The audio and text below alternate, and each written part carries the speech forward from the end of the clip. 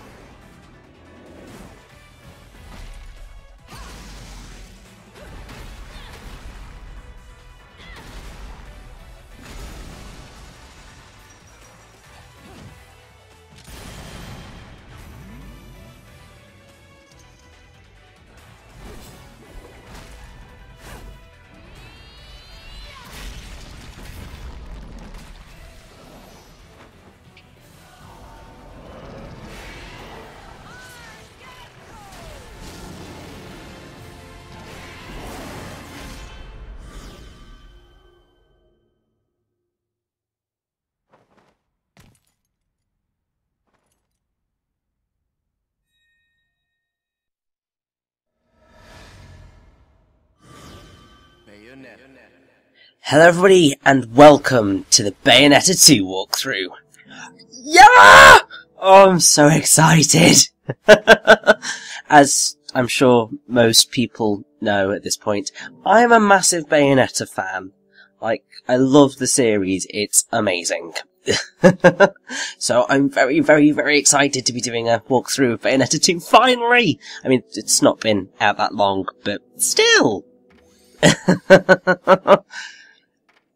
Now, one thing I will point out now is there are multiple characters that you can select, but that's not an option until much later in the game, and I'll explain that. We'll be playing on second climax, because that's kind of the middle difficulty. It's basically normal, but if you compare it to the original Bayonetta's normal, it's definitely easier. Bayonetta's normal kind of comes in between Bayonetta 2's second climax and third climax. Now, one thing I do want to point out before we begin is that if you haven't experienced the original Bayonetta, then I would definitely recommend you watch my walkthrough of it that's on my channel before going into Bayonetta 2 if you don't want certain things to be spoiled, because certain story elements will be spoiled in the course of this walkthrough. And I don't want to ruin some of those wonderful surprises. But either way, as we get this rather wonderful kind of pause in time, we get started on, I believe it's called The Remembrance of Time, The End. It's glorious. It's basically a wonderful callback to the record of time that happened in the original Bayonetta with the falling clock tower, and it's just really cool. So what's kind of going on at the minute is we've got a wonderful voiceover from Yuri Lowenthal, who, if I recall correctly, in the original Bayonetta they had multiple people do the voiceover at that point, and they did get Yuri Lowenthal, who voices Luca in the game, to do one of them, but they never used it in the end. So I just find it kind of interesting that they decided to go with him this time around. And I will point out that what he's saying is important, but yeah, I'm not quite sure the audio balancing is good enough to make it seem like it's hugely important, even though it is.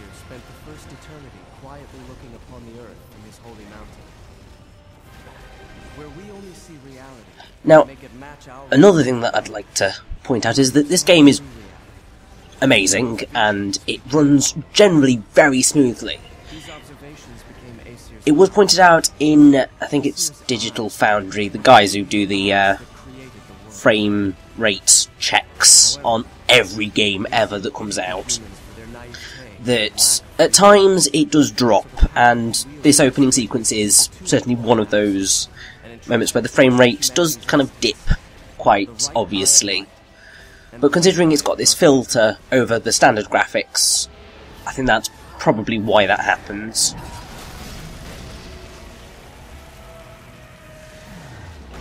Also, why is it that whenever I do the opening part of a Platinum game, I'm just like going 10 to the dozen on talking? It's just insane! It's gonna get even worse, because the thing is that, like, there's so much to talk about with these games, because they move so quickly.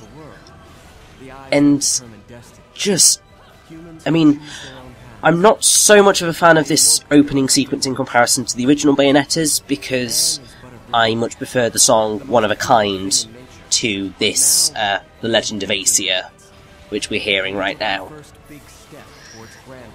Just because I think that had a better kind of flow to it. This is kind of very stop-starty in terms of its movement.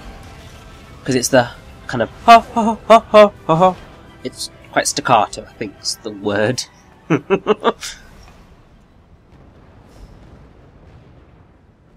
Well, this is interesting.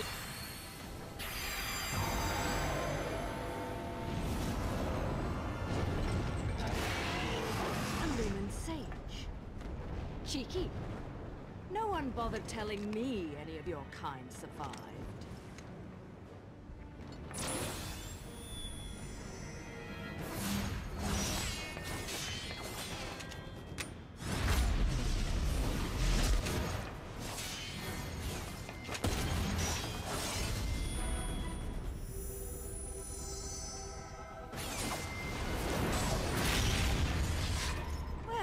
At least you're the silent type.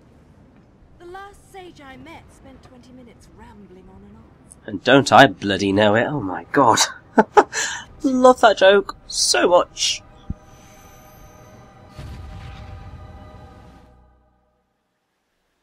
And, as I said, fair warning.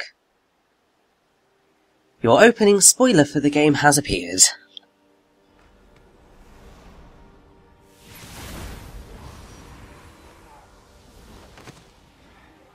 And I love that they got Grant Albrecht back for this particular role.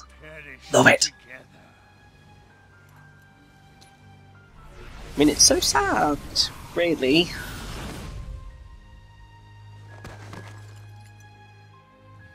My dear, sweet child, at last you have fulfilled your promise to me. Fear not. For I am always watching over you.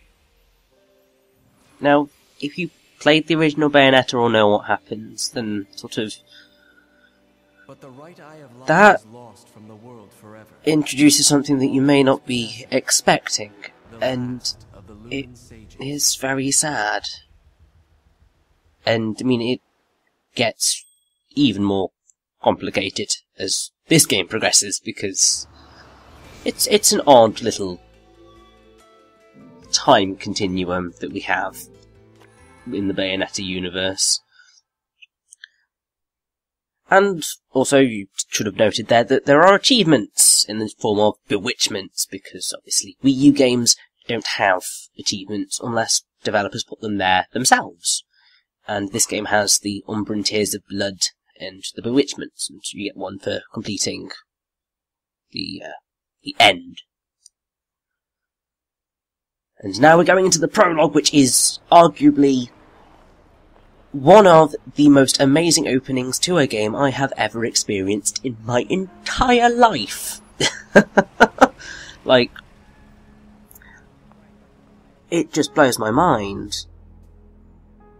Now, I believe the prologue was basically used as the demo for the game, and it's a great demo. However, I will go in a little bit later as to why I have certain problems with the prologue, but that would be for later. Also, the wonderful Hideki Kamiya had involvement, but it's actually directed by Yusuke Hashimoto, who produced the original Bayonetta. Basically, a lot of the main people behind Bayonetta came back for this one, but roles slightly shifted. And also, I don't know whether you're able to hear it there, but there was just an ever so slight use of the one of the songs from the Wonderful 101. Just like, yes! Do you know what they And hello, Bayonetta. Mind my own business, then you show up and turn me into a damn porter. Seriously, Bayonetta, you still haven't paid me back for the car. Hey, whoa! Now, is that any way to speak to an old friend? Besides, I did that job for you. For free, might add. Do I really have to tell everyone how you grabbed onto my leg, sobbing like a schoolboy? This is why I can't have good things. You're some piece of work, you know that? If you weren't already lined up to go to Inferno, you'd be well on your way with all the shit you pull. Dressing up like a nun just so you can off some angels and keep the underworld happy. Hey, I'm talking to you. Shit. But if it's that or getting torn limb from limb for eternity in whatever circle of Inferno you witches go to if you break the contract, forget about it. I'd off the fucking wing bastards all damn day. Oh, hey, what the hell? Hey. But what the fuck you wasting your time trying to send some schmucks off to the afterlife for? Oh. Done and done. Let's go home, Enzo. Hey, wait a second. I ain't done here. If I don't get what I came for, I'm gonna be the biggest mutt in the city. And what is it that you came to fetch, my dear? Real funny. I know better than to tell you a damn thing. I'll never hear the fucking end of it.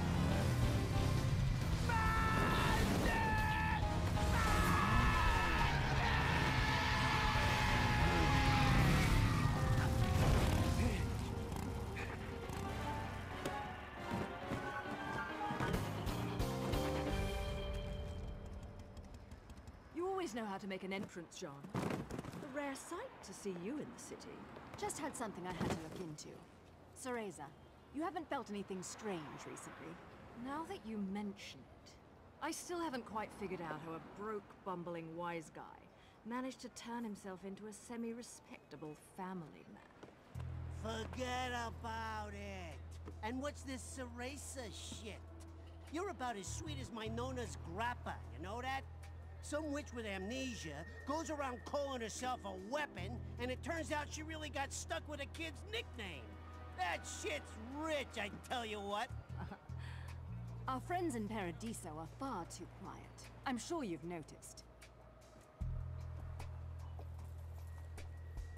But they aren't the only ones. Pray tell. Our friends down south seem to be a bit upset as well. And now in life news, the annual holiday parade is being held today. City police have closed off roads to prepare for the massive influx of merrymakers expected to take in this year's festivities, set to be headlined by a flyover from the military's aerial acrobatics unit. According to Channel 2 News, the this year's parade may break all top attendance records. Whoa, shit! The Platinum Stars. Crap.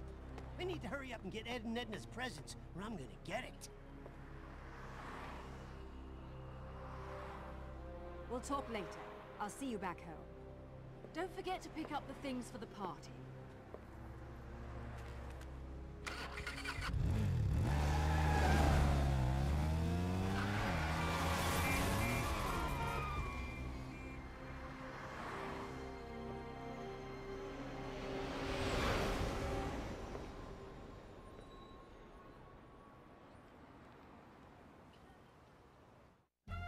What's the matter with you? I told you what I'm after. A jet! I want a toy jet! You know, the kind with wings, flies in the sky. No, I'm not buying any damned angels. Yellow, blue, I don't care what color they are. I learned my lesson with those bastards, you hear me? Just a normal damn jet, please! You hear that? I want one of those! The thing's flying in the air right now. That's the one. That's the biggest one you got in the store, right? Wrap it up nice, will you? It's a present, for God's sakes. Yo! You know what? Screw the pretty ribbon. Just hurry up and put it in the box, will ya?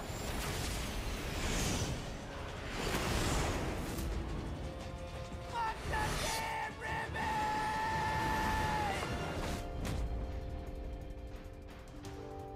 You know, I try to avoid doing this in my Sunday best.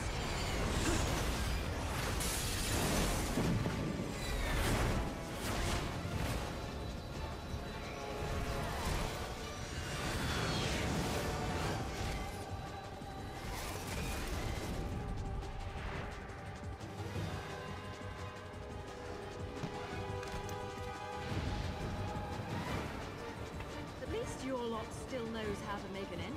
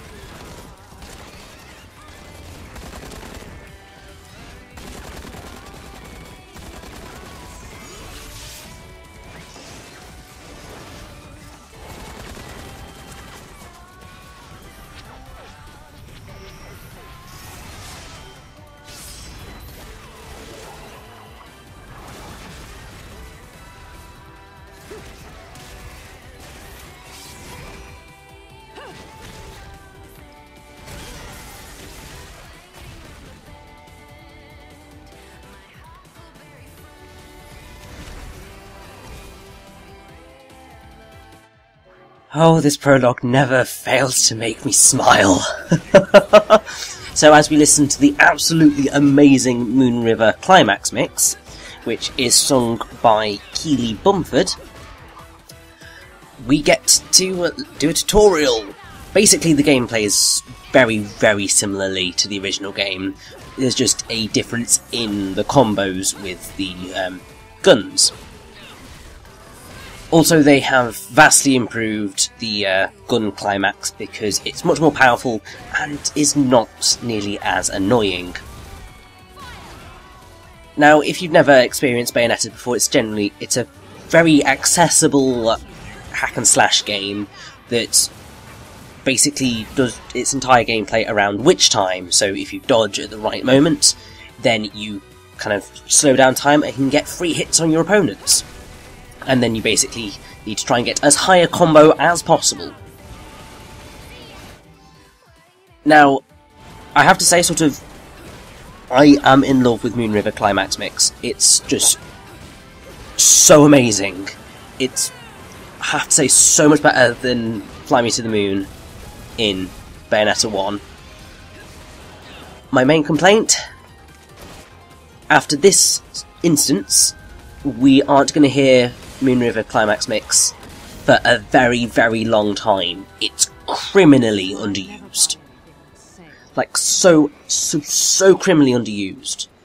Like, I mean, that opening, that cutscene with Bayonetta fighting to it is just one of the most insane things I have ever seen in my life. And just kind of is a massive mission statement for Bayonetta as a character and Bayonetta 2 the game. And I think it's amazing.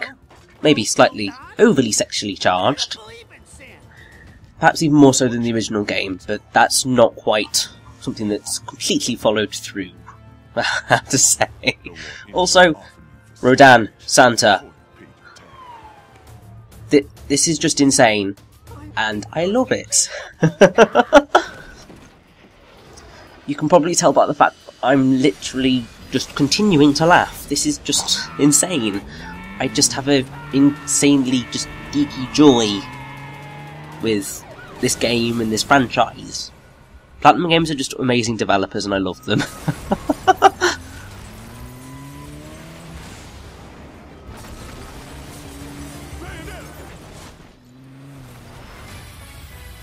And here we have the rather amazing Love is Blue, which is the name of the guns.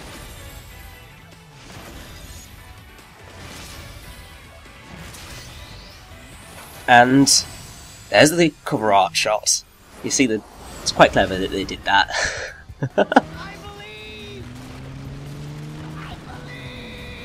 I should hope you believe in Santa, Enzo. It's very important. Because Santa's wonderful. Especially when he's Rodin, because Rodin's just like the most badass person ever.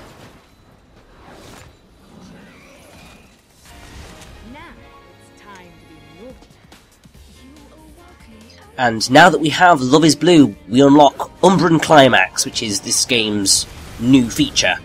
Basically, whenever you fill up your magic bar, which is those little circles underneath the health bar, you can unleash Umbran Climax, which basically unleashes your infernal demons upon your unsuspecting angel enemies and cause mass havoc. It's a really, really awesome feature, and is just absolutely bonkers. Like, I've seen nothing like it ever. And the music that we're fighting to now is called Tomorrow Is Mine, which is also vocals are done by Keely Bumford. And this is Bayonetta's theme for this game.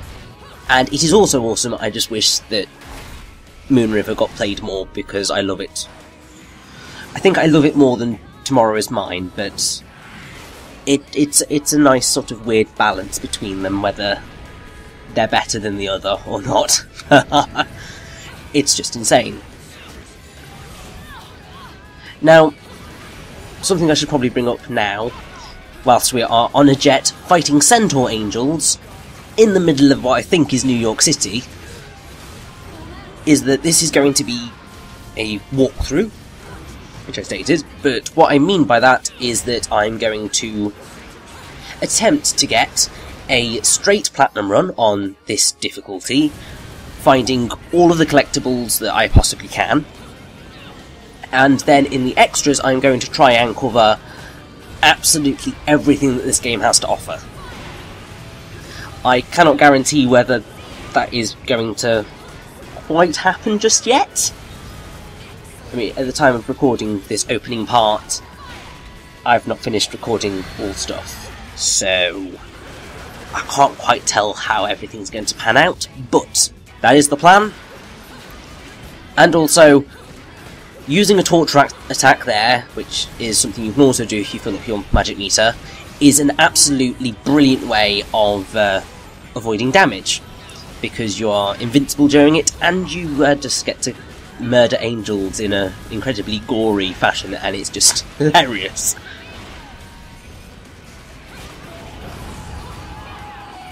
Like, this opening just blows my mind, even more than the opening to the original Bayonetta, because that was bonkers. Because you opened in the graveyard, and then it just went skyrocketing into levels of insanity. Because you were kind of fighting on top of a stopped-in-time plane that was about to crash. But here you're fighting on a jet, you're fighting on a moving train against this thing, which is, I think, a belief. It did just pop up its name, but I wasn't watching and I can't quite remember. Now, I believe in the demo this was basically where it opened. But, yes, now I have to say, I do struggle to try and get through this entire prologue without getting hit. I mean, I should be able to do better, because I am a semi-reasonable Bayonetta 2 player. By semi-reasonable, I mean semi-competent. But, like, I'm not quite on it with my dodges, which is really annoying, because, like, I wish I could be one of those people who can pure platinum this game on the hardest difficulty. I mean, I physically can't. I'm not that good. I am, however, decent enough to be able to pull off a reasonably good run of Bayonetta 2. That was quick. That's exactly what I plan to do. You think they're still open?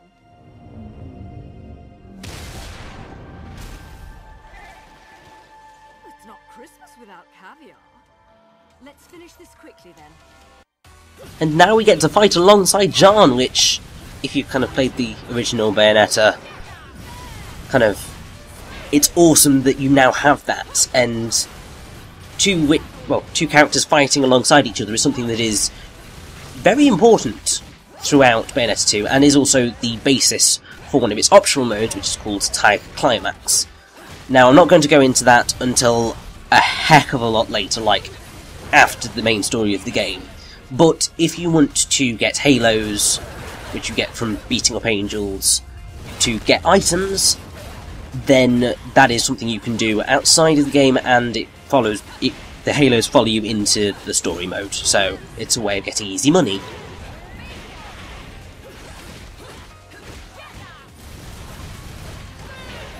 And he's nearly dead already. Like, this went so quickly. And if you think that this prologue is nearly over and hasn't quite reached, well, has kind of reached its most insane point, no. It's going even more insane. As Bayonetta summons Gomorrah, which is this dragon thing, with Avavago, which is Enochian for thunders, I think. Enochian is something I'll go into a little bit later on as well, but Gomorrah is awesome.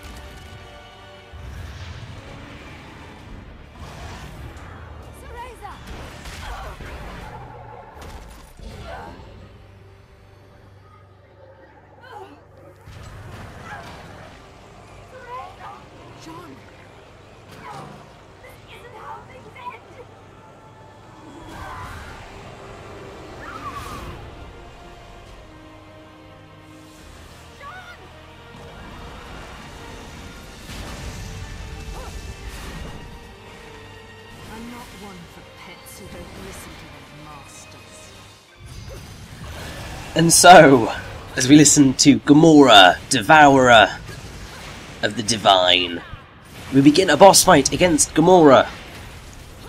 Like, this is insane. Because Gomorrah is one of your kind of primary summons throughout the original Bayonetta.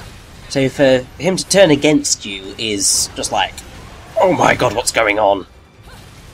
And also, like, we're fighting a massive dragon demon going up a skyscraper. And we're flying. My mind is just exploding. And the other really awesome thing about this boss fight is that it showcases the introduction of Bayonetta 2's dynamic music. So, at certain points during the boss fight, it'll trigger different stages and the music will change accordingly. And it's just amazing. And I mean, just this fight is just completely nuts. And I love it so much. My only problem with this prologue is that I don't quite believe that the rest of the game ever lives up to this level of wonderful insanity. I know some people disagree with me, but I think this is kind of one of the biggest highs in the game. And it's just completely bonkers. But Gomorrah has lost his life bar,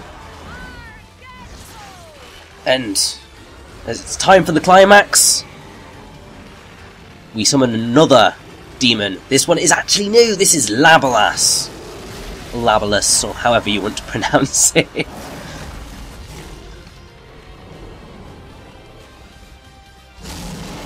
Fun fact, when I first played the game, I actually got a pure platinum on that fight. Yeah, was that good? It didn't quite happen here, unfortunately. I wanted it to, but it didn't. Still got a platinum though, so I'm happy.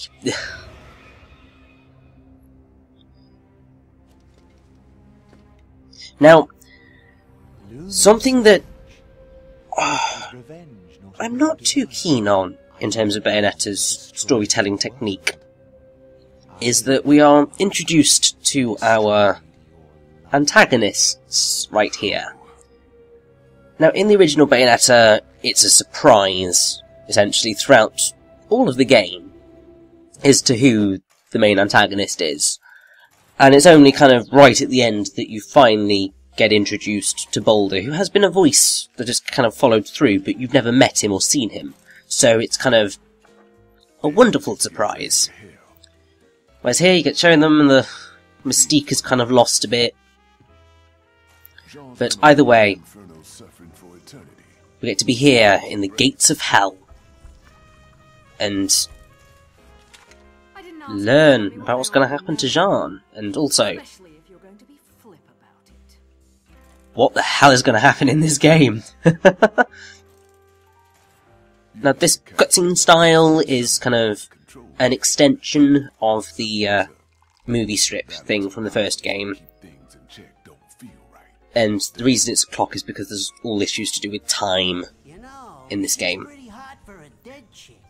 And I think it's cool, but I think it does suffer some of the same problems that it suffered the last time. And I will go more into that later on. But yes, let's find out about Jeanne. That's just a matter of time. Because I don't see no way of saving a soul lost in hell. What about the gates? The real gates of hell? I can't stop you from trying to use them, but I don't think you got a chance down there. I'll see what I can do about putting her on ice for a while. You'll need this. The heart of an Umbra witch. The magic that keep your kind alive in this world for eternities. Should keep her body in this realm stable, but you'll need to reunite this with her soul if you're gonna try and bring her back. I figure you got about a day before it's game over.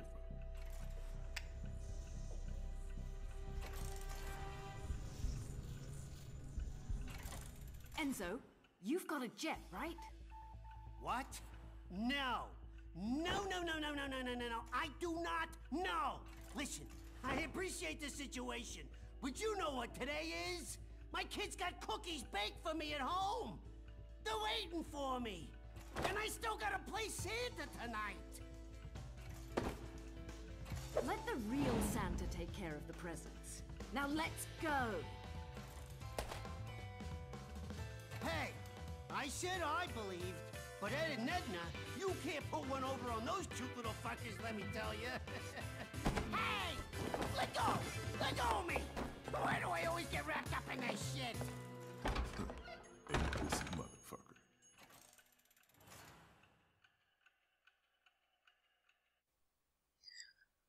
And so, the prologue is complete. I got a blooming platinum award! Yes! And it's time for us to begin our journey to find the gates of hell. Let's do this.